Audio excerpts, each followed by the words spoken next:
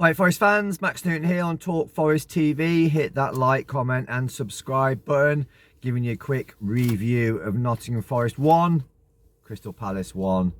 I thought Forest started out quite well, first 10 minutes. Quick out the traps, quite a few crosses and balls in the box and so on. But then it sort of fizzled out a little bit. And yeah, awful defending for their goal. They scored after 11 minutes. What became pretty much standard for the first half of giving the ball away, not winning the second ball, bad passing, just not up for it. And yeah, all our players seemed to, we was right behind the Trent end where the goal was scored, and our defenders seemed to run away from the ball, and the guy just ran straight towards goal.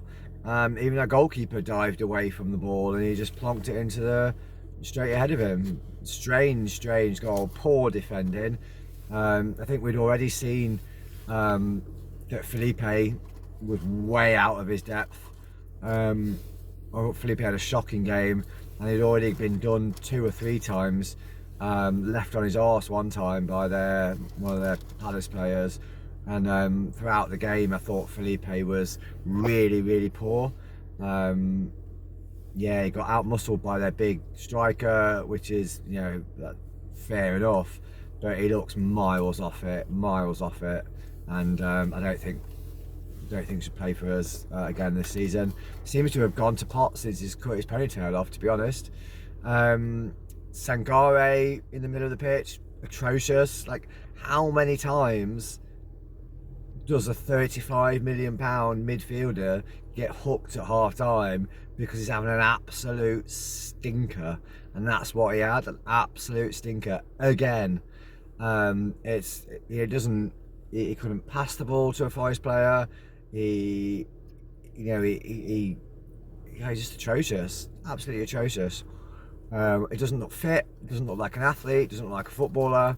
Doesn't seem to be able to do anything right today. Absolutely appalling. And he looked, to be honest, Felipe looked appalling, and Sangare looked appalling after about 10-15 minutes.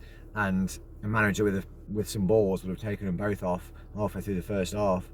Rigi on the right, again, really poor.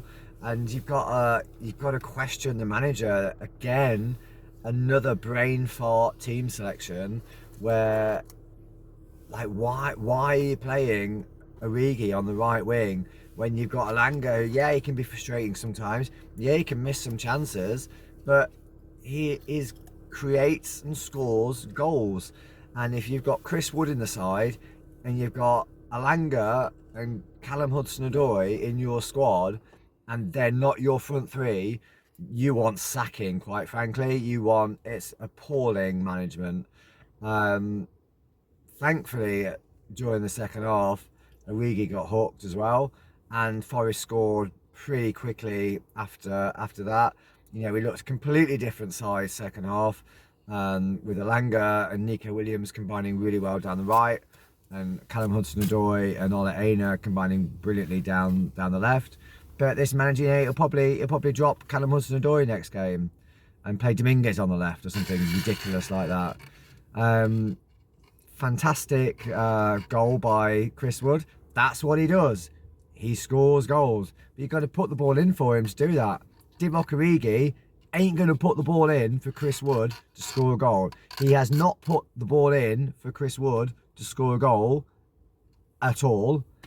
Alanga and Callum Hudson-Odoi do that regular, and yet the manager can't seem to understand that they both need to start games, especially games that are must-win games at home to Palace, or games where you should be taking on and going for beleaguered and belittled teams like Brighton away from home. Can't understand it. Reina came on. I thought Reina looked really tidy and really good touches. And, you know, I'd like to see that sort of midfield start the next game, to be honest, with Morgan Gibbs-White and Reina in the midfield, because the midfield of Yates and Sangare just isn't creating anything and isn't moving the ball forwards at all. thought Yates played quite well second half, and he didn't have Sangare getting in the way of him trying to do his job. But our defence looks all over the shop, all over the shop. Nico was brilliant as usual, player of the season, but central defence and just the organisation of defence is all over the shop. They hit the post late on when we went into the witching hour, and balls bounced and flying over the place. Atrocious. And you know what? Really controversial.